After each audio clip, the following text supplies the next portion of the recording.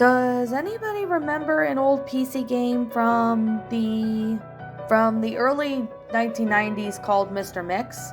It's mainly a typing game, similar to Mario Teaches Typey, where you would have to type in words in a box to make a chef. The two are Mr. Mix. Put ingredients in the bowl. Unlike most typing games, however, this game is notorious for having insane difficult curve. The game has words per minute, requirement for each level. Now, being as low as 10 on the level and high as 85 on the 3x5 level, the requirement reaches over 500 effectively, making it impossible to proceed any further. One of the main things that people have noticed about the third, and the music, as well as noticed about the game immediately, was the background music. The music on the first level was unsettling pattern of growls that got progressively louder as the level went on, causing around more damage to early computer speakers were not designed to handle extremely high volumes of sound. The second level had no music at all, and the third what sounded like an extremely low quality recording of a hair dryer being played in the background. The remaining two levels had an extremely loud, high-pitched ringing throughout the level that caused severe eardrum damage to those who managed to make it that far. Another rather disturbing aspect of the game was the design of Mr. Mix himself. He was a large, round-faced, overweight man with large, beady eyes and red spots on his cheeks. Most children who played the game reported to have vividly nightmares of Mr. Mix, speaking to him in quiet, raspy voice and threatening to have him keep quiet about something. However, none of them could remember exactly what it was. One psychologist who have many of these children reported being disturbed by the sheer amount of terror on the faces of children as they recounted the details of the nightmare. Many of the children broke down in tears into the process, begging for the parents to save them.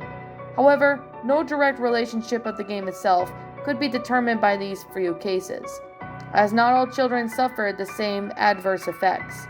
For obvious reasons, this game did not sell very well. It remained in relatively obscurity until a few years ago, when PC hackers got a hold of the ROM game and started digging through it. Using a memory hacking software, they managed to track and crack the game's code and bypass the impossible fifth level.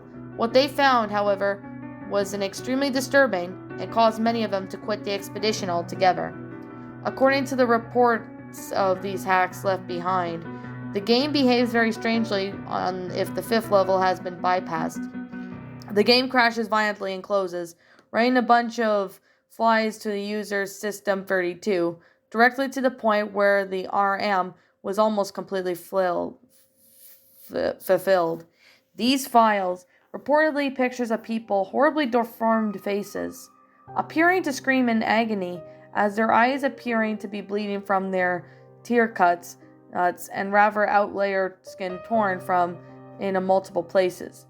If the user attempts to delete those files, the computer will violently crash and the blue screen, causing permanent irreparable damage to the user's hard drive. These hackers found out what seems to be caused by the Byte the Wit game's ROM that triggered when the fifth level is completed. After removing his byte, they were able to proceed to the sixth and final level. Unfortunately, all of the original hackers declined their disgust of what they saw in the final film, and all of them became extremely paranoid and re-exclusive, refusing to talk about anything repeated to the game, and showing astonishingly extreme symptoms of post-traumatic stress disorder. Most of them ceased to be able to coherent the sentences within a week, and within a month, all of them went missing. All the remaining copies of the game were destroyed. To this day, no one knows about what was in the game that caused them so much psychological damage.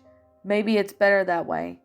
2 years after this incident, a man was arrested for trying to kidnap an 8-year-old girl from a grocery store. Through the DNA and footprint analysis, the man was identified as one of the original hackers who viewed the final level of the game.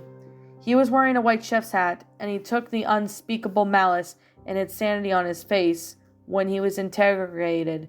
The man would only say one thing: "I'm Mr. Mix."